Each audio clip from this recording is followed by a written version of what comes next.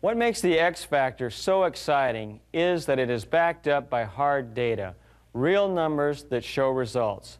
I've worked with SportsSense, a company that developed a computer called the Swing Motion Trainer.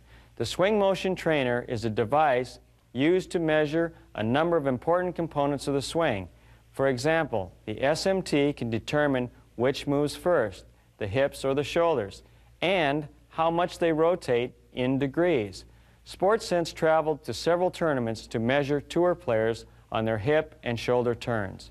While they were here at Doral, they hooked up their SMT to Peter Jacobson.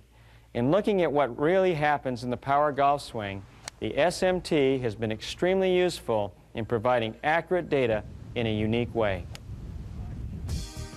How exactly is the gap determined? Let's look at the numbers and show you the X, the gap, and how we determine the overall percentage of shoulder rotation. First, we draw a line parallel to the target line. The yellow line represents Chip Beck's original setup position. At the completion of his full hip turn, we draw an orange line through the hips. At the completion of his full shoulder turn, we draw another orange line through the shoulders. You can see the difference in the amount of rotation. Beck's hips have rotated 60 degrees. The difference between the original yellow line at address and the orange line at the end of the backswing. The pink graphic shows the angle. The shoulders have turned considerably more, shown here with the yellow graphic, 98 degrees of shoulder turn from address. Now we get to the difference between the shoulder turn and the hip turn, or what we call the gap. It is shown here with the blue graphic. 98 degrees minus 60 equals a 38-degree gap. Now we put up all of those graphics to show the actual numbers.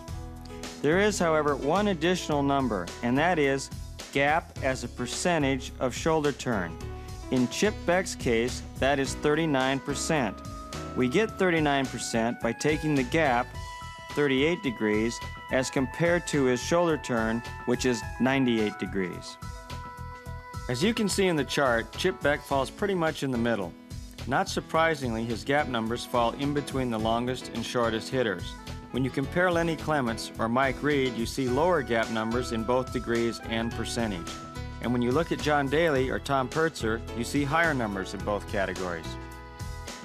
John Daly is ranked #1 in driving distance, and guess what? He also has the biggest X. Let's take a look at the ultimate power backswing.